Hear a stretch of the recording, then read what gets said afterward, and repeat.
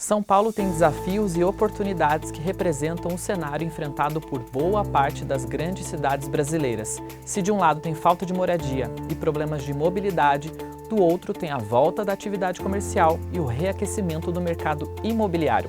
Diferentemente de outras cidades, São Paulo tem uma situação bem peculiar, maior caixa da história para investimentos.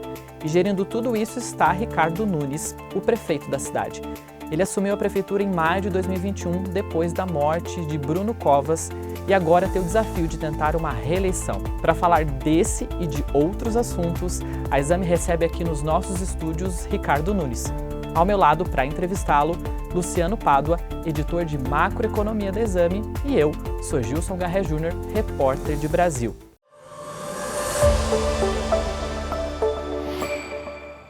Antes da gente chegar nas perguntas um pouco mais difíceis para a gente falar sobre a cidade, eu quero entender um pouco mais sobre o seu perfil, prefeito. O senhor assumiu aí, era o vice do Bruno Covas que faleceu, assumiu poucos meses depois.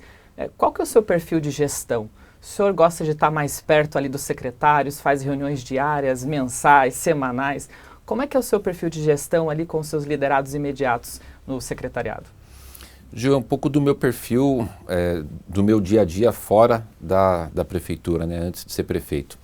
Eu sou empresário, então é sempre aquele foco que leva a gente a agir assim, de ter metas, cobrar resultado, exercer a liderança, né? E o que é exercer a liderança? Dá o exemplo. Quem que é o primeiro a chegar na prefeitura? Sou eu. Né? Então a gente tinha marcado aqui... Chegou antes. Para quem está vendo aqui, chegou antes. Chegou antes. Sou o último a sair, evidentemente elogio quando a pessoa precisa do elogio, que isso faz parte do processo, mas eu cobro quando tem que cobrar. Então é o estilo da empresa. E eu tenho uma coisa importante que eu carrego, que eu acho que é um grande patrimônio meu, porque, posso contar rapidinho? Talvez aí claro, eu consiga responder a tua pergunta assim, de uma forma muito prática. Meu pai chegou de Portugal com 14 anos, né? Casou com a dona Maria do Céu e empreendeu, trabalhou e chegou no ponto de ser classe média alta. Na Zona Sul de São Paulo, Luciano, eu estudei no Jesus Maria José. É um colégio muito conceituado, né? Particular. Meu pai resolve vender tudo e montar um outro negócio no litoral de São Paulo e não dá certo. E aí a gente volta para São Paulo numa situação de classe média alta para pobre. E meu pai tinha uma casa no Parque Santo Antônio. Quem não conhece, e muita gente não conhece, não é sul da Zona Sul, é o extremo sul da Zona Sul. É lá no fundão, numa área bastante periférica. Parque Santo Antônio. Não tinha nem o reboco da parede. E por que eu estou contando isso? Eu saio da escola particular, vou para a escola pública. Eu saio do convênio de saúde particular e vou usar o serviço de saúde pública.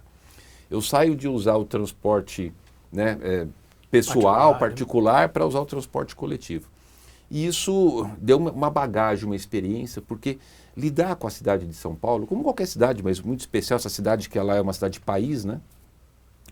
E você ter tido essa experiência, porque te ajuda muito a ter uma visão do que é a cidade como um todo. Por um outro lado, quando eu fui empreender, quando eu comecei a minha empresa, era uma salinha de 2x2 que eu pedi para um amigo meu dentista, Dr. Rogério. Ele tinha um consultório grande. Eu falei, puxa, eu queria abrir minha empresa, você não quer me arrumar um pedacinho do seu consultório, que era razoavelmente grande? E ele me cedeu lá um pedacinho. E a minha empresa foi crescendo. Aí eu abri a filial em Guarulhos, em Campinas, no Rio de Janeiro, no Espírito Santo. Então a minha história de vida traz para mim um patrimônio gigantesco. Porque eu sei o que é empreender, o que é fazer um pagamento de funcionário, ir no banco pedir empréstimo, pagar o DARF, lidar com a burocracia. Então hoje eu combato muito a burocracia, porque eu sei o que atrapalha o empreendedor. Apoio muito o empreendedor porque eu sei da importância para ele gerar emprego e renda na cidade. Tem um olhar especial para a periferia, porque eu vivia na periferia, né? Enfim, então isso me deu uma grande experiência. E aí o meu dia a dia é isso, é poder entender como vive e quais são as dificuldades e quais são as vantagens e quais são as coisas positivas de cada um em cada setor. Né? Pega, por exemplo, eu tive um jornal de bairro chamado Jornal Hora de Ação. Então eu sei muito como é que vocês pensam, né? E o jornal Hora de Ação foi uma coisa também que me deu uma experiência bastante legal. Então, apesar de ser bastante jovem ainda, né? Eu sou, né? Eu tive nessa minha trajetória de vida algumas experiências que eu carreguei. Então, eu sou um cara assim bastante amável, mas bastante exigente e muito consciente da minha responsabilidade de ser o gestor dessa cidade-país de 12 milhões e meio de habitantes. Aproveitando talvez esse gancho, então, o senhor pega uma gestão que já estava em início, pandemia, a gente estava conversando, assunto único. Como é que foi a montagem da equipe? A Exame é um veículo que fala muito sobre carreira e sobre gestão, né? Como é que o senhor se deparou com essa situação? Como é que montava a equipe dentro das especificidades de uma gestão pública, né? O senhor tem que fazer composição política e ter os melhores cargos técnicos. Como é que foi essa escolha? Olha, a eleição, então, em 2020 foi o quê? Né? O prefeito Bruno Covas, liderando, cabeça de chapa, eu de vice na chapa dele, e aquela chapa em 2020 apresentou aqui à população de São Paulo a continuidade de uma gestão que já vinha. E em 2020 a população, né, 60% das pessoas votaram no Bruno e em mim, dizendo que aquela gestão foi aprovada e para ela dar continuidade. Bom, ganhamos a eleição. Quando chegou no final do ano de 2020, o Bruno foi montando a equipe e eu participando junto. De todos os secretários da Prefeitura de São Paulo escolhidos ali para assumirmos no dia 1 de janeiro, eu só não conhecia a secretária de Justiça, que era a professora Eunice, que continua secretária de Justiça até hoje. Todos os demais secretários já eram do meu convívio, eu já era vereador, fui vereador durante 8 anos. Né? Então, aí, não foi fácil, viu? 2021, janeiro, dia 1 de janeiro a gente assume, já em janeiro o Bruno tira 10 dias de licença. Sendo bastante sincero, eu já estava preparado, o Bruno estava preparado que poderia ter alguns dias de afastamento para o tratamento do seu câncer. Claro. Lembrando, o prefeito Bruno Covas, né, foi detectado com câncer no final de 2019, portanto o ano de 2020, ano da eleição, e também ano de pandemia, março de 20 foi decretado a pandemia, no caso de São Paulo, em março, estado de emergência de pandemia.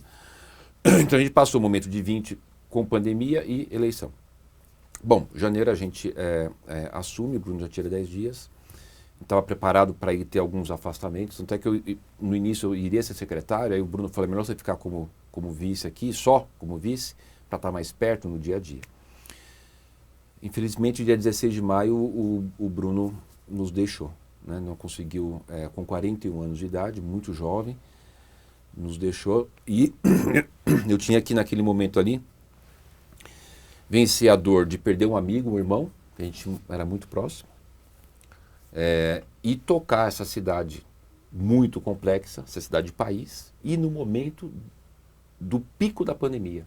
O pico da pandemia não foi 2020, o pico da pandemia foi 2021. Abril, maio de 2021, morriam na média móvel, pegava a média de 7 dias, 275 pessoas. Então era a luta para poder ter leitos, uma hora era oxigênio, depois vacina, e vacinar as pessoas numa cidade de 12 milhões e meio de habitantes, uma logística enorme, ter dignidade para as pessoas enterrarem os seus entes queridos, aqueles que morriam, uma situação da economia retrocedendo por conta da pandemia. Então eu tive que ter muita força, muita energia, e aí entra a questão da equipe. Tinha sido montada uma grande e boa equipe, porque sozinho você não faz nada. Então essa equipe muito mobilizada, sensibilizada com a nossa responsabilidade, de tocar a cidade, né? Vencer aquele momento de perda do Bruno e tocar. E as coisas estão indo muito, muito bem, né? Talvez eu tenha aqui a oportunidade de poder falar algumas coisas da cidade. Evidentemente, é uma cidade tão complexa, a gente vai ter sempre desafios enormes e você vai estar sempre tendo que corrigir situações e melhorar situações. Mas a equipe foi isso. Agora, evidentemente, chega no momento que você vai adequando, né? Quando a gente foi começar a discutir a questão da revisão do plano diretor, o secretário de licenciamento que estava era um advogado. E eu achava que era melhor ter um urbanista, um arquiteto urbanista. E aí eu peguei esse secretário e coloquei ele presidente da SP Urbanismo, não saiu do governo, mesmo que o Bruno havia escolhido junto comigo, e trouxe o Marcos Gadelha, um arquiteto urbanista, já tinha sido presidente do Condefat e tal, uma pessoa muito experiente que eu me senti mais seguro na condução desse processo com alguém especialista. E algumas outras questões de secretários mudaram, mas a estrutura em si é praticamente a mesma hoje, 2023, daquela iniciada lá em janeiro de 2021. Até pegando esse gancho de montar esse secretariado, a gente vai entrar em alguns pontos que o senhor está falando. Mas antes eu queria entender também um pouco ainda do teu perfil, né? O teu secretariado tem partidos ali um pouco mais à direita, né? O seu partido já esteve em governos um pouco mais à esquerda, um pouco mais à direita. Mas o senhor se classifica como um político de centro, de esquerda, de direita? Como o senhor se vê dentro do espectro político? De centro e verdadeiramente de centro, Gil, né? Você falou do secretariado. A gente tem, por exemplo, a Marta Suplicy, que dá uma contribuição para o governo enorme. É uma pessoa que foi prefeita, senadora, ministra, né? A Marta está fazendo um trabalho fantástico. Ela é a secretária de Relações Internacionais. A cidade de São Paulo, hoje, você vê, a gente participou há um tempo atrás aqui do encontro do Mercocidades, que reúne as cidades do Mercosul. Eu fui eleito para presidir o Mercocidades. A gente vai receber aqui o evento do ICLEI, participamos do C40, enfim, todas as grandes ações, reuniões, grupos de trabalho, organizações do mundo, a Prefeitura de São Paulo tem parte de uma forma bastante importante e acentuada. Então, eu sou o quê? Uma pessoa de centro, evidentemente tenho os meus posicionamentos pela minha própria história de vida, né? E sou muito dessa coisa assim de combater só o discurso. A gente vive muito no momento assim das pessoas discurso, né? Eu acho que assim, a gente tem que ir para a prática. Aí tem setores que falam assim, eu defendo X setor, né, tal pauta, e aí você vê que é só o discurso. E a gente tem feito realmente ações concretas com relação ao atendimento de pautas de mais variados setores da sociedade. Então, acho que é uma pessoa de centro, que dialoga com todo mundo, acho que é uma característica que eu vejo como positiva minha, né? Eu tenho uma característica de poder dialogar com as pessoas, seja de esquerda, de centro ou de direita, faço um bom diálogo. Fui vereador 8 anos, uma relação ótima com o PSDB, com o PT, com PP, com DEM, agora União Brasil, enfim, uma relação boa. Então, o que eu, como prefeito, eu toco o dia a dia? Primeiro vem o interesse da cidade. Eu peguei uma parte do presidente Bolsonaro, sentei várias vezes com o presidente Bolsonaro para discutir pautas de interesse da cidade e trouxe muitos benefícios para a cidade por conta disso, como, por exemplo, a negociação da Prefeitura de São Paulo da sua dívida, que era de 25 bilhões. Eu fiz uma negociação com o governo federal e a gente zerou essa dívida. Na cidade de São Paulo a gente pagava 280 milhões por mês da dívida. Agora pega o presidente Lula. Outro dia ele chamou para uma reunião sobre essa questão das escolas. Fui participar, fui outro dia fazer uma visita e uma reunião com o presidente Padilha. Sexta-feira eu recebo o ministro Wellington Dias, na Prefeitura de São Paulo. Vale lembrar que São Paulo é o estado com o maior número de beneficiários do Bolsa Família, né? Pelo tamanho do estado, nominalmente, né? Uhum. E o Wellington Dias, o ministro, está à frente do programa de Bolsa Família, né? Exatamente. É que esse é um programa que ele tem a capilaridade do país inteiro de forma proporcional de inscritos. Uma das questões que eu quero conversar com ele, só para vocês terem um exemplo, esse ano o orçamento da assistência social será de 2,3 bilhões, 2 bilhões e 300 milhões, e eu vou receber do governo federal 40 milhões. Então, a gente precisa ter... Qual é o pleito com o governo federal? O pleito é mostrar esse raio-x para o ministro Wellington Dias e pedir para o governo federal ter uma participação, porque não adianta fazer discurso, olha, eu quero ajudar as pessoas em situação de rua, eu quero... Então ajuda mesmo, né? Semana passada, por exemplo, a gente teve um problema, um funcionário lá do Ministério, secretário nacional de Direitos Humanos, participando ali na prefeitura de um ato de protesto. E depois indo lá na região de cenas de uso aberto, que muitos chamam de Cracolândia, distribuindo cartilha de uso de drogas. O que eu quero colocar para o governo federal, não é o caso do Wellington, né? Olha, não precisa de vir gente que está no governo vir aqui protestar, você vem aqui ajudar, sabe? Poder ter as colocações e sair do discurso, ir para a prática, né? Então, assim, uma pessoa de centro que dialoga com todos os setores e que eu tenho foco de não usar a Prefeitura de São Paulo para fazer palanque para atacar um ou outro. Eu quero usar o palco da Prefeitura para a gente poder trazer benefícios para a cidade, que é uma cidade, né, que todo mundo aqui conhece a complexidade que é. Até o senhor falou aí de problemas sociais, questão do Bolsa Família e de moradia, Cracolândia, enfim, a gente falou de vários assuntos que eu queria pegar esse gancho para a gente falar do déficit habitacional que a cidade de São Paulo tem. Dados da própria Prefeitura, né, em torno de 369 mil domicílios esse déficit, mas tem estudos que falam que pode chegar a 1 milhão em 2030, por exemplo. Hoje, inclusive, o senhor saindo daqui vai assinar um acordo aí de uma liberação de dinheiro, enfim, junto com o governo do estado, justamente para a questão habitacional. Como que está para resolver esse problema habitacional na cidade de São Paulo, que tem ligação direta, por exemplo, com a Cracolândia, que muita gente em situação de rua acaba indo para as drogas, enfim, então as duas coisas são conectadas. Como atacar esse problema da falta de moradia na maior cidade do país? Gil, eu vou separar um tema muito importante, a questão da habitação e a questão da Cracolândia. Da habitação, como enfrentar isso? Nós estamos fazendo o maior programa habitacional da história da cidade de São Paulo. Então, o que a gente fez primeiro, né? No começo da nossa conversa aqui, era como é que era o meu jeito de fazer a gestão. Então, a minha experiência de ter sido um gestor que começou lá de baixo, porque às vezes também você pega um gestor que já começa lá em cima. Não, Sim. Não, eu comecei lá. Então, na minha empresa, quando abriu, né, eu que lavava a privada, o banheiro, eu que fazia o café, né? E quando eu tinha um jornal, eu chamava Jornal Radiação, naquela época era Pestap, né? Eu que fazia o Pestap, tinha o jornalista lá levava junto, mas eu pegava aquilo, corria lá para rodar na Folha, aí rodava durante a noite, aí de manhãzinha eu pegava o jornal para eu distribuir, e depois era a parte mais difícil, Luciano, eu quero pegar o recibo para receber os anúncios, né? Eu ficava muito bravo quando eu ia lá, sei lá, R$200, né? Chegava lá num açougue, olha, fez um anúncio no meu jornal, passa a semana que vem, né? Então... Por que eu estou falando isso aqui? Eu passei por tudo isso, né? Então eu sei exatamente o que é a vida de cada um, em cada momento, em cada classe social. E aí da habitação. Pegar a gestão que ficou entre 2013 e 2016, muito discurso da habitação, muito discurso. E era um governo que estava alinhado com o governo federal, com outro discurso, com o programa habitacional, com nome famoso, com slogan, né? Casinha. Entregou 5.500 unidades habitacionais entre 2013 e 2016. 5.500. Você refere a Minha Casa Minha Vida.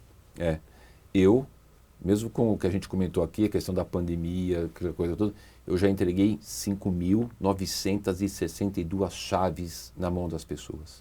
Estou hoje, simultaneamente, em construção de 18.200 unidades habitacionais.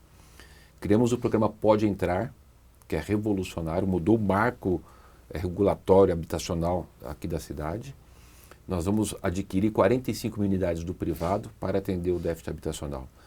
Temos assinado a PPP da habitação de 22 mil unidades habitacionais por PPP. E qual que é o prazo de entrega desses projetos, por exemplo, dessas unidades? Qual que é o tempo que a população pode esperar para tentar ajudar a resolver esse problema? 5.962 já estão morando, está entregue. 18.200, isso no ano que vem, né, algumas eu vou estar entregando agora, é o prazo de entregar, uma construção em torno de 24 meses, né, depois que ela inicia. As 45 mil unidades do Pode Entrar, é uma inovação a questão do Pode Entrar, né, acho que o perfil aqui das pessoas, acho importante eu colocar. O que a gente fez? Eu mandei um projeto de lei para a Câmara, o prefeito Bruno Covas já tinha feito um desenho do Pode Entrar, tinha feito um decreto, mas a gente resolveu fazer uma lei para poder tornar isso uma política pública e com uma solidez jurídica melhor.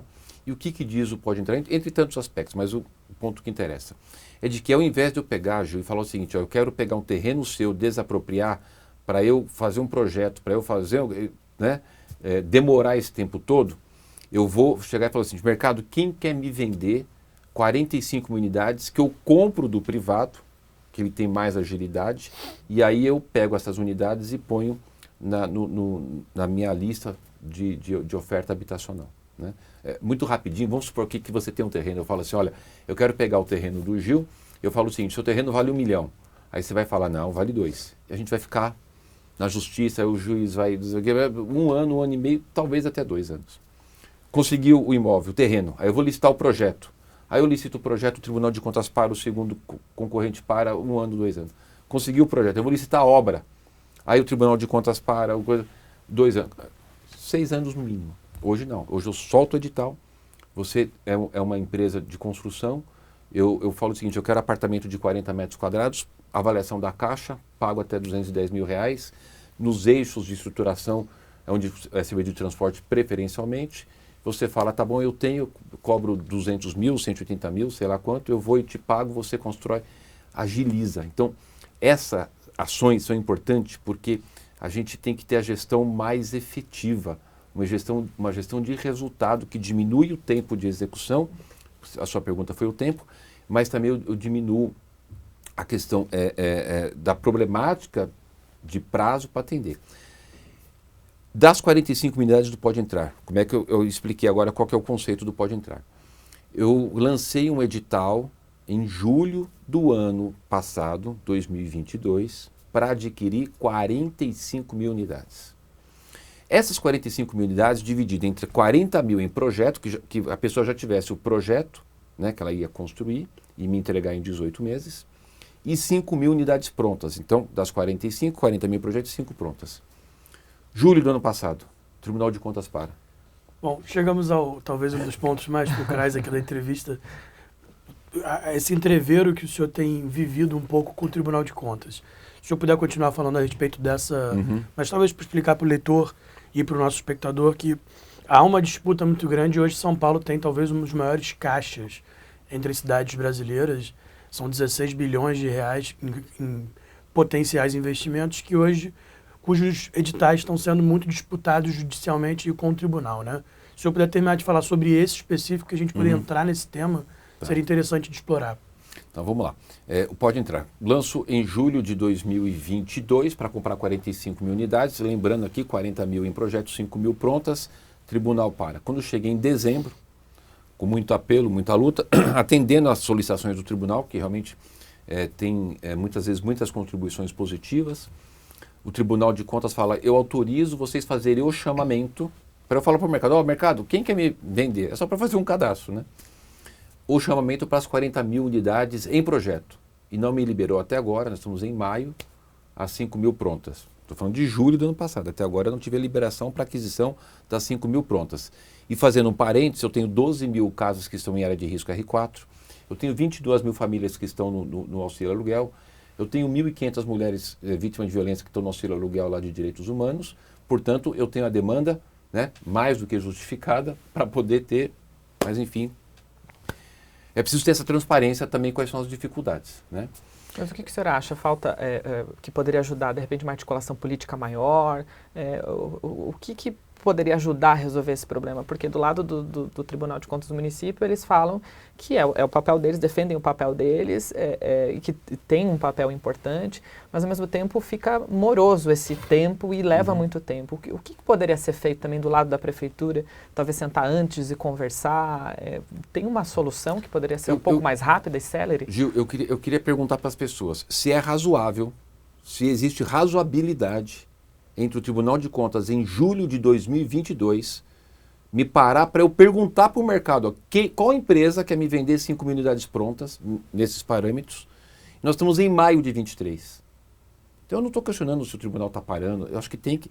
Eu estou aqui agora com você, eu não sei quanto é que a saúde está pagando numa seringa lá, numa aspirina. Eu não sei quanto é que a educação está pagando num lápis. Os órgãos de controle são fundamentais até para a minha proteção. O que eu estou falando é o seguinte, que o tempo não pode demorar. Você imagine se a gente marcasse essa entrevista para daqui a 6 meses, o tema já estava... A vida anda. Então, a única coisa que eu tenho falado é o seguinte, que é preciso, que é necessário, e que a sociedade precisa entender, e que as pessoas do Tribunal de Contas, que são fundamentais para ajudar na gestão, inclusive no combate à corrupção, para a gente poder não ter desperdício de recursos públicos, é que o tempo que eles estão fazendo os processos não está de acordo com o tempo da necessidade da população. Aliás, não precisava nem falar, está óbvio, né? Eu só estou reenfatizando. É óbvio. Não tem, não é plausível. E não é só o Tribunal de Contas, o Tribunal de Justiça de São Paulo. Pegar um caso concreto, Ponte Pirituba-Lapa. Dia 9 de abril de 2023, portanto agora, mês passado, completaram 3 anos que, por uma ação do Ministério Público, o tribunal paralisou a obra da Ponte Pirituba-Lapa. Já era para estar pronta. Já era para estar milhares de pessoas fazendo uso dessa obra importante. Eu não estou falando que não tenha que parar, que olhar, que questionar. Eu estou falando o seguinte, o tempo só. Porque eu estou usando R$250 mil do teu imposto, para pôr uma empresa de segurança tomando conta de uma obra parada. O que eu tenho falado só é o seguinte, que a gente precisa, pelo bem das pessoas, ter uma celeridade na avaliação, sem nenhuma objeção a controles rígidos, a controles, né, de todos os órgãos. Né, mas eu acho que a gente precisa... Vocês não concordam? Assim, Não, parece razoável, prefeito, e talvez assim, mas o que mudou em relação a outras gestões para a sua gestão? Sempre teve esse problema. O que mudou é o seguinte, você falou que São Paulo tem bastante dinheiro. Não caiu do céu, foi um trabalho da gestão que já vem vindo lá desde 2017, do Bruno, e que a gente agora fez uma conclusão desse processo. Eu acabei de falar aqui da questão do acordo com o governo federal da dívida. Nós trocamos aquela ação judicial de 1954 do Campo de Marte pela dívida, em conto de contas, zeramos a dívida com o governo federal. Fiz a reforma da Previdência, nós tínhamos 171 bilhões no déficit historial da Previdência da cidade de São Paulo. Queria repetir, nós tínhamos 171 bilhões de reais de déficit atuarial da Previdência de São Paulo. O pagamento da guia da cota patronal, a gente pagava 6 bilhões a mais do que o valor da cota. Fora aquele percentual que eu tenho que pagar, quem é empresário sabe qual a cota patronal, a gente pagava a nossa cota e mais 6 bi. Hoje eu pago 3 bi a mais, ainda está. Eu estou fazendo outras ações, vou criar o fundo para a gente poder resolver isso até 2035. Bom, a gente colocou um outro cenário na cidade. Né? Colocamos um outro patamar do ponto de vista da gestão. A Fitness, que é a agência que faz a classificação de risco e de avaliação de todos os entes do mundo, né? Classifica a cidade de São Paulo. Agora nós conseguimos a classificação de AAA. Alto grau de investimento, baixo grau de endividamento. A gente tem uma comparação. Encontrei outro dia o prefeito de Miami num evento em Buenos Aires, conversava com ele, e ele me contava que Miami é AA. Então a gente está melhor do que Miami. É orgulho para a gente. Então tem dinheiro no caixa porque a gente fez a lição de casa. Acabei com o LURB, peguei o contrato do lixo, pus na agência reguladora, fiz a reforma da Previdência, reduzimos custos, fizemos a renegociação da dívida, colocamos a cidade, fizemos a gestão, fizemos a lição de casa. Ontem eu recebi o governador Zema, que fez a mesma coisa lá em Minas Gerais. Você imagina eu e o Zema conversando, cabeça igual, preço igual, né? E comendo pão de queijo e, assim, de você fazer a gestão de resultado, né? Então, hoje está lá, a cidade tem recurso, tem projeto, tem planejamento. E a tua pergunta, por que está acontecendo? Porque hoje eu tenho 11,5 bilhões de investimento com dinheiro nosso para fazer na cidade. Então, quando eu tenho muito mais obras para fazer, evidentemente, você tem muito mais ações para poderem serem fiscalizadas, né? Questionadas. E tem que fiscalizar, tá? A única coisa que eu falo é o tempo, só isso. Para ser mais rápido. Fiscaliza, olha, chama, dá contribuição. Dão muitas contribuições. Eu tive uma contribuição enorme quando fiz agora a concessão dos cemitérios. O Tribunal de Contas deu muitas sugestões que se somaram ao edital e que melhoraram a qualidade do edital. Sempre tem boas contribuições, sempre tem bons técnicos, tem bons conselheiros. Agora, o tempo, eles precisam entender que não dá para demorar tanto. Um outro assunto que está na cabeça de praticamente todo paulistano que vive na cidade, Cracolândia. A gente estava falando de habitação, muitas pessoas em situação de rua não têm onde morar, às vezes não têm acesso aos programas sociais, teve também até mobilização nesse sentido para fazer o cadastro das pessoas, para poderem ter acesso ao Bolsa Família, enfim, a outros programas sociais, inclusive do governo federal. O problema complexo, envolve também outras esferas, o governo do estado também está agindo nesse sentido.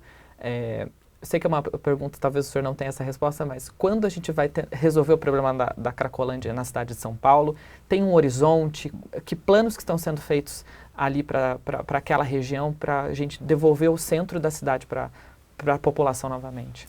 Gil, primeiro a gente precisa cobrar a responsabilidade das pessoas. Eu acabei de contar para vocês aqui que um funcionário do Ministério dos Direitos Humanos saiu de Brasília, veio para São Paulo fazer protesto contra a prefeitura. Eu acho que é razoável que a gente cobre do governo federal que não venha fazer protesto, que venha fazer contribuições. Estou falando de governo, não estou falando de uma pessoa comum, estou falando do governo, funcionário público, né, que é lá da Secretaria de Drogas, veio distribuir uma cartilha de direito ao uso de drogas e veio fazer um protesto contra a Prefeitura de São Paulo. Então, as pessoas precisam parar precisam descer do palanque, largar de hipocrisia, que a gente precisa pôr ações concretas. Então, eu te diria o seguinte, coragem de fazer. Eu e o governador Tarcísio, nós estamos determinados e com coragem, porque nós estamos enfrentando ali também crime organizado. Coragem de realizar, de enfrentar o traficante. Já foram presos mais de 180 traficantes nesse período. Mais de 180 traficantes estão atrás das grades. E um trabalho muito forte de abordagem e de convencimento para o tratamento daquela dependência química. O que é importante a gente falar? Qual que é o cenário hoje? Para a gente saber avaliar o cenário hoje e saber como era o cenário antes. 2016, quando foi feito o Bolsa Crack, porque quando você dá dinheiro... Você refere ao programa Braços Abertos, que era da gestão anterior. Isso. Ou Olhos Fechados, talvez. Olhos Fechados, não. Só estou para a gente poder... O que foi feito naquela época? Pegou as pessoas na dependência do crack. Você não precisa ser um especialista em drogas para poder saber que quem está numa dependência do crack, você dá o dinheiro para ele não saiu dali para ir jogar na loteria ou comprar um presente para a mãe. Né? Pegou o dinheiro, ele foi abastecer o tráfico. Ele foi fortalecer o traficante. E aumentou, foi para 4 mil usuários. Né? Então, naquela época eles alugaram aqueles hotéis todos ali, então as pessoas tinham o dinheiro para comprar o crack e o espaço para consumir o crack. Foi um transtorno danado, a gente desapropriou tudo aqueles locais, hoje estamos derrubando, construindo, fazendo casa. Entramos numa verdadeira batalha para poder enfrentar isso. Então haviam 4 mil usuários em 2016, feiras do crack. Você tinha assim, parecia uma feira, aquelas feiras que a gente vê na rua, aquelas tendas com mesas e as pessoas com balança. Né? Hoje não tem feira, não tem balança, tem presença policial e mais do que isso, tem presença de assistente social, de agentes de saúde, fazendo convencimento para as pessoas se tratarem. Então hoje tem em torno de 1.000 pessoas nessa região da Cracolândia. A gente não tem mais aquela grande aglomeração que tem o domínio da organização se espalhou criminosa. Um pouco também pela Se espalhou um pouco, mas foi necessário. Eu sei que se você tiver conversar com alguém que está ali naquela situação, ele vai reclamar e tem que reclamar e tem razão em reclamar. Mas as pessoas precisam compreender que esse remédio amargo foi necessário. Eu tinha que quebrar aquele monopólio da organização criminosa, quebrar aquela feira, poder ter acesso da segurança pública para prender os traficantes, ter acesso do assistente social e do agente de saúde para poder chegar para as pessoas e falarem, vamos se tratar. Eu abri CAPs, nos centros de tratamento, abri o CIAT, ampliei o CIAT, que começou o programa Recomeço lá em 2017, abri o centro de tratamento prolongado, vagas no nosso hospital, primeiro no Bela Vista e agora lá no Hospital Cantareira, para internar as pessoas que desejam se internar. Então, é uma luta. Agora, o que eu posso garantir? O prazo eu não posso, mas eu posso garantir que tanto eu, e aqui eu posso falar pelo governador Tarcísio, porque ele tem falado para mim, tanto eu como o governador, nós não vamos desistir. Nós vamos persistir até chegar numa solução. Todos os dias, todas as horas, 24 horas por dia, 7 dias por semana. Prendendo o traficante, ofertando tratamento. Qual que é o nosso maior problema agora? Eram 4 mil em 16, hoje são 1.000. Essas 1.000 pessoas, a pesquisa da Unifesp, olha como isso é importante e até muito bom ter a oportunidade de poder falar. Unifesp fez uma pesquisa que definiu o perfil desses 1.000 usuários que estão lá hoje na cena aberta de uso de drogas. 57,4% estão lá há mais de 5 anos. 39% estão há mais de 10 anos. Então, é óbvio que quem está há mais de 10 anos, você vai ter uma dificuldade muito maior de convencimento para o tratamento.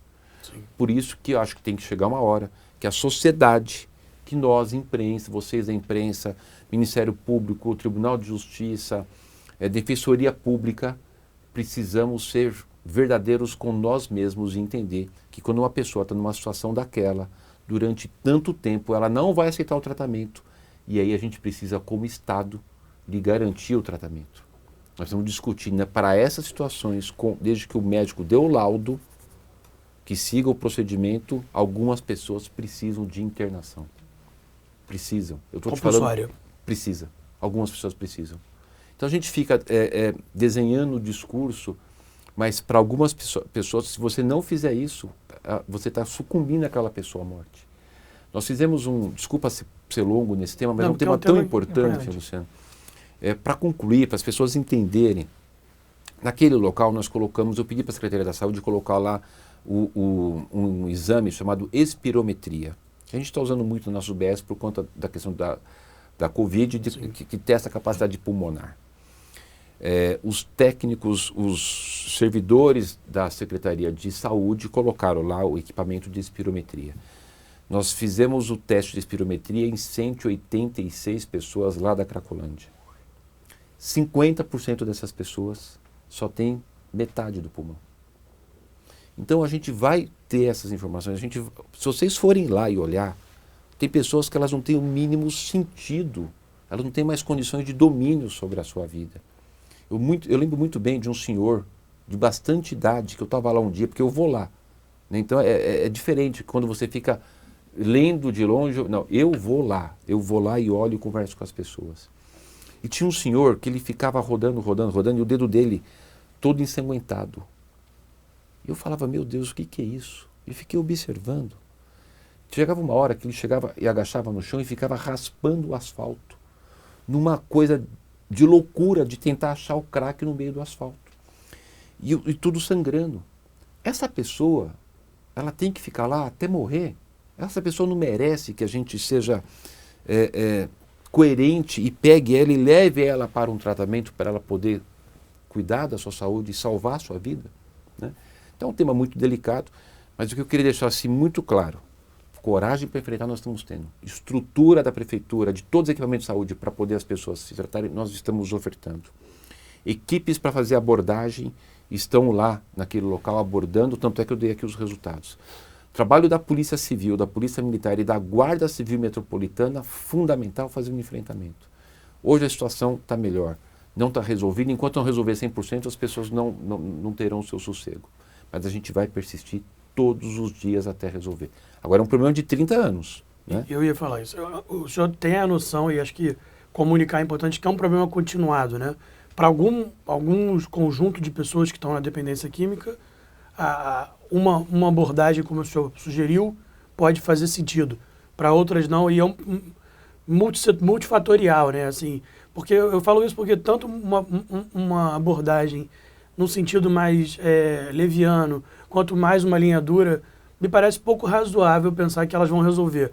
É muito mais um trabalho de formiguinha, de dia a dia, que esse problema não vai embora. Ele pode não estar mais ali no centro da cidade, mas ele se transporta para outro lugar. O senhor tem dimensão disso? Acho que é importante. É um problema que dificilmente vai embora da gestão de uma cidade como São Paulo. Não, eu acho que é possível resolver. A gente tem experiências de vários locais do mundo que resolveram. Né? Mas eu acho que é isso. É você, cada um que está ali, você não tem uma receita pronta para, né? Você tem assim uma situação para cada pessoa daquela. Cada pessoa daquela tem uma necessidade diferente. Então tem alguns que a gente faz o oferecimento de comunidade terapêutica. Tem uns que é o CAPS, tem uns que é o CIAT. É um conjunto de soluções. É um conjunto de soluções. Tá. O governo do estado inaugurou agora o hub de tratamento, está sendo fantástico. Esse hub está dando um atendimento para as pessoas, aumentou muito o número de pessoas que estão indo procurar o tratamento. Agora o que a gente precisa é tirar os hipócritas da frente, né? Tem lá uma entidade que chama Craco Resiste, pelo amor de Deus. Né? que esse rapaz que deve disputar comigo ano que vem apoia, vai lá, participa. Então, acho que a gente precisa entender que isso é um problema grave de segurança, de saúde pública e que precisa ser resolvido. Eu tenho muita convicção que no decorrer do tempo, eu não sei te dizer quanto tempo, mas no decorrer do tempo, pelo resultado que a gente tem até hoje, nós vamos resolver 100%. Eu preciso tirar esse Craco Resiste, tirar esse pessoal que vem de Brasília fazer protesto e distribuir cartilha de uso de droga e fazer esse enfrentamento junto com o governo, porque sozinho também não consegue, viu? Se for só o Estado e for só a Prefeitura, são políticas públicas que se somam. O senhor mencionou aí o seu possível adversário numa eleição no ano que vem. O senhor vem falando que é um candidato natural. Afinal, é candidato à reeleição para a Prefeitura de São Paulo? É natural, porque eu acabei de colocar aqui um pouco dos dados da cidade. Nós ficamos 2021 inteiro, que a gente da imprensa, todo mundo só falava de pandemia. 2022, o começo de 22, lembrando que eu tive até que cancelar o carnaval no início de 22, veio a Ômicron. Depois que abril, maio, que melhorou a questão da pandemia, veio a questão da disputa nacional e polarizada, só se falava de Bolsonaro e Lula, Lula e Bolsonaro. Então, a gente não teve assim a cobertura da imprensa aos temas da cidade, como a gente está tendo aqui agora. Então, foi muito focado em 2021 e 2022 esses temas, não estou criticando, só estou fazendo uma constatação. Então, agora começa a se discutir a cidade, as pessoas vão poder ter oportunidade de ver o que nós estamos fazendo. A classificação que a gente levou à cidade de São Paulo por nível de investimento, 11,5 bilhões de investimentos. Para vocês terem ideia, no passado foi 8,5 bi. Sabe qual foi o maior investimento que a cidade já teve, fora esses números que eu passei? Foi 2020, 4,1 bi. Olha o nível. Hoje, o maior programa de recap da história da cidade. Eu já recapiei até agora, até ontem, 5,8 milhões de metros quadrados de ruas com asfalto novo. Isso representa o quê? É você sair de São Paulo e ir até o Uruguai. Já foram colocados asfalto novo. Eu estou com 72 frentes, todos os dias do mês, das 22 até as 4 da manhã. Todos os dias fazendo asfalto novo na cidade. E vou fazer isso durante todo o ano de 2023, todo o ano de 2024 e, se Deus quiser, durante todo o ano de 2025, 26, 27, 28. Não tem mais criança sem falta de vaga de creche. Entre 2013 e 2016, na cidade mais rica do país, tinha 120 mil crianças querendo entrar numa creche na cidade de São Paulo. Não tinha. Hoje nós temos vaga de creche para todas as crianças. Ainda falando da eleição... Eu não tenho direito de concorrer? de pegar e falar para as pessoas, olha... Tem sempre. Agora, o senhor vai concorrer? Eu preciso dar continuidade. A gente colocou o caixa da cidade em ordem. Eu coloquei no maior patamar de investimento. Né? Eu estou tendo que correr agora, porque eu fiquei quanto tempo com a pandemia? É inegável que a pandemia, para todo mundo, né? Na vida de todo mundo, atrasou um pouco as coisas. O recapeamento, o asfalto novo, ficou quase um ano parado no Tribunal de Contas. Eu poderia estar mais acelerado. Eu estou com recurso. Sabe qual foi o grande investimento em asfalto novo na cidade? O prefeito Bruno Covas fez. Eu era vereador na época, ele mandou um projeto para a Câmara para pedir autorização para contratar 500 milhões de empréstimo para fazer o programa de asfalto novo, que foi emprestado pelo Banco Itaú. Hoje nós estamos fazendo 2,5 bilhões de investimento em asfalto novo na cidade. Só para a gente ter ideia como que a gente, aquele trabalho que começou lá atrás com o Bruno, a gente conseguiu dar continuidade no nível que a cidade chegou, a gente vai ter uma continuidade de ter uma cidade cada dia melhor. Eu preciso defender a minha cidade que eu amo tanto para ela não voltar para trás, entendeu? Então, o senhor candidato já à reeleição, como que está essa costura pré-candidato, que ainda depende de questão de legislação até. Como que está a construção das alianças, né? O PL, por exemplo, do ex-presidente Bolsonaro faz parte da sua composição hoje do seu governo. Tem candidato dentro do partido dele que o deputado federal Ricardo Salles levantou a mão falando que quer, né, dentro do partido dele. O senhor tem conversado com o PL que faz parte da composição? O senhor vai pedir apoio do ex-presidente Bolsonaro? Como que o senhor vai se posicionar um pouco mais à direita para fazer frente a Guilherme Boulos, que é a frente da esquerda que está... Como que tá essas alianças políticas nesse momento? Olha, eu fui vereador durante 8 anos, vice-prefeito e agora prefeito. Eu comentei aqui em algum momento de que a eleição de 2020 foi apresentado à sociedade a continuação de uma gestão que já vinha, né? O Bruno já era o prefeito disputando a reeleição. Nessa eleição de 2020, o PL, por exemplo, como o Podemos, como União Brasil, como o PSDB, MDB, o PP, fizeram parte dessa coligação, participaram da coligação. Foram todos partidos unidos em uma coligação, que os eleitores elegeram, né? Fomos vitoriosos. E essa coligação deu início, com a sua vitória, a um governo, que esses partidos fazem parte. Isso que eu estou colocando para as pessoas. É importante que as pessoas entendam e que a gente tem que ser transparente nas coisas, né? Então, tinha uma coligação, todo mundo junto, ganhamos, e participou da coligação, participou do governo. Não tem que esconder isso, é algo que é natural, e precisa ter essa transparência. O que eu tenho falado? Se a gente ganhou a eleição, estamos no governo, o governo, né, saiu agora a pesquisa de avaliação, 53% de avaliação positiva da administração, e vai melhorar, porque agora a gente ainda vai poder, acabei de falar aqui, ter oportunidade de dizer tudo o que está sendo feito, né? Mas é uma avaliação muito boa. A gente está fazendo entregas importantes para a cidade. Não teria motivo para sair, a não ser que algum candidato se coloque, é o caso do Ricardo Salles, que tem o direito de se colocar candidato. Agora, eu não vejo o PL fazendo oposição a mim, porque fez parte da coligação, faz parte do governo. Estou sendo verdadeiro, né?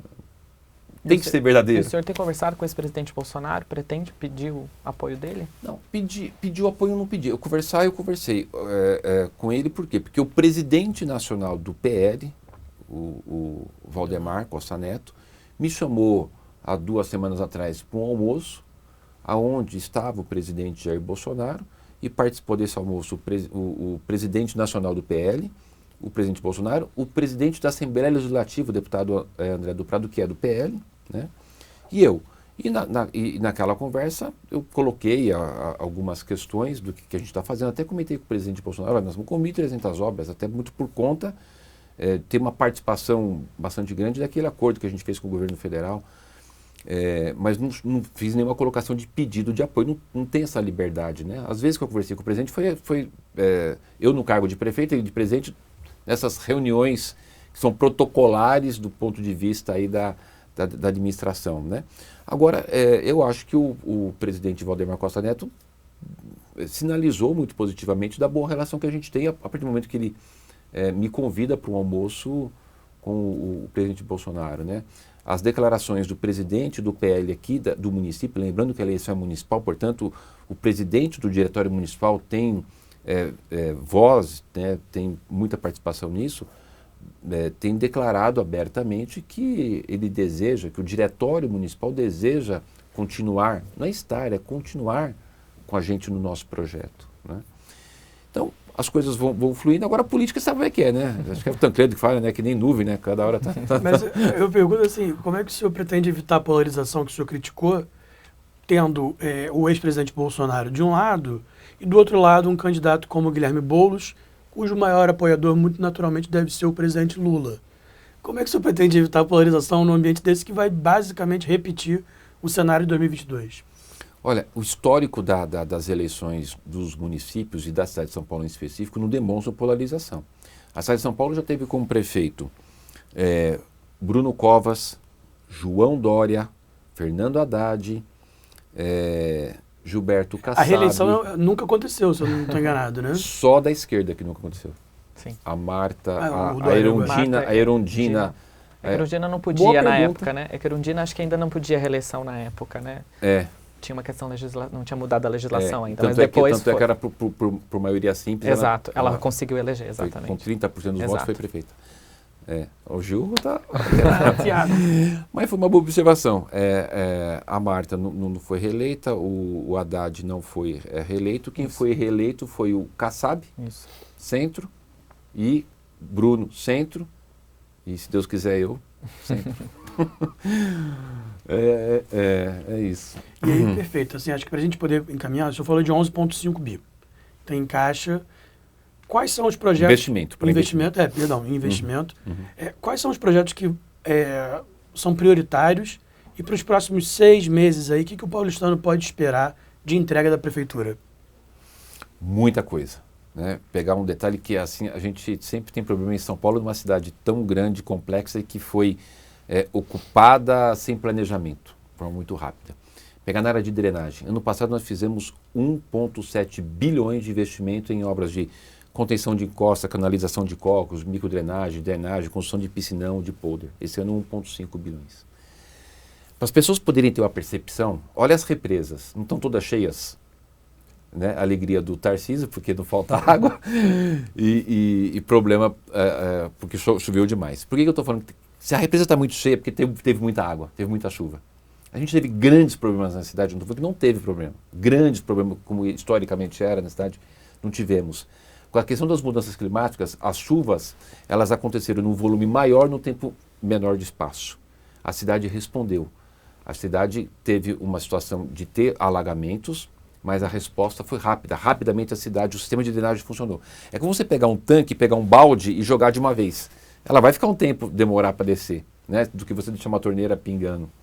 Então, a cidade funcionou. Só você fazer essa reflexão.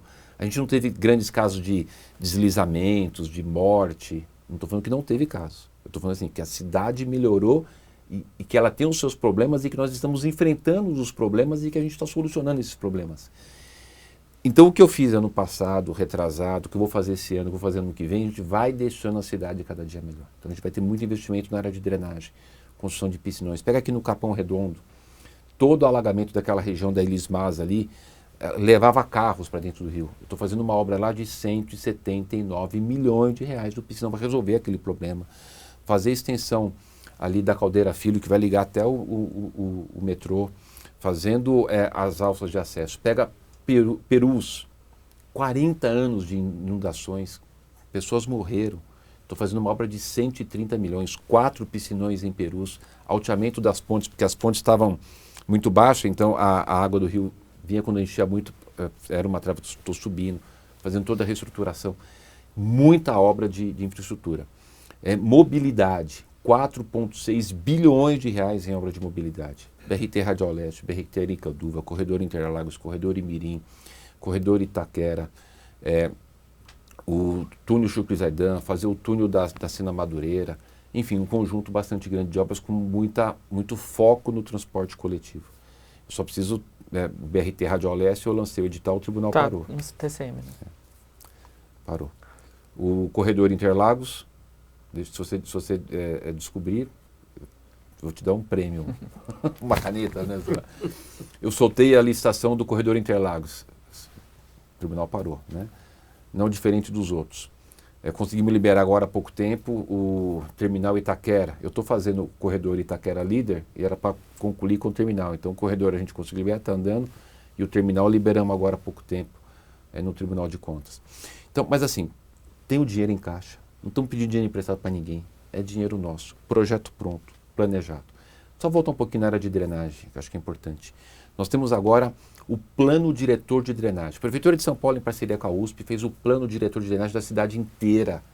Hoje eu tenho um mapa de tudo que eu preciso na cidade de drenagem, com estudo técnico, científico, desenhado, planejado, onde que eu tenho que fazer. A gente tem hoje um norte muito bem desenhado de tudo. Então, grandes investimentos nessas áreas de drenagem que é importante. Ponte e viaduto. Olha quantos pontos de viaduto a gente tem. Nós estamos trabalhando muito na prevenção. Ano passado eu concluí, até uma grande emissora fez uma matéria essa semana que desconfigura a realidade dos fatos, mas eu vou poder ter o plano de falar aqui qual a verdade dos fatos. Ano passado eu fiz 51 revitalização, recuperação estrutural de ponte e viaduto. Uma obra que você não vê. A não ser que você ficar olhando com muito detalhe, você vai ver que tem alguém trabalhando por trás, mas não é uma coisa assim. Ou quando tem uma tragédia, como foi o caso na Marginal. Como foi a Marginal da P5, do T5. Estou em obra hoje de 31 recuperação de ponte e viaduto. Custo médio 10 milhões de cada um. Trocando a junta, dilatação, um negócio de engenharia. Então a gente está deixando a cidade segura para eu não ter esse problema. Que, como você, muito bem lembrado. Né? E vou fazer mais de 100 até o ano que vem. Então a gente está deixando a cidade organizada. Habitação, 8 bilhões de investimento em habitação. porque eu preciso tirar as áreas de risco. Nós temos 12 mil casas.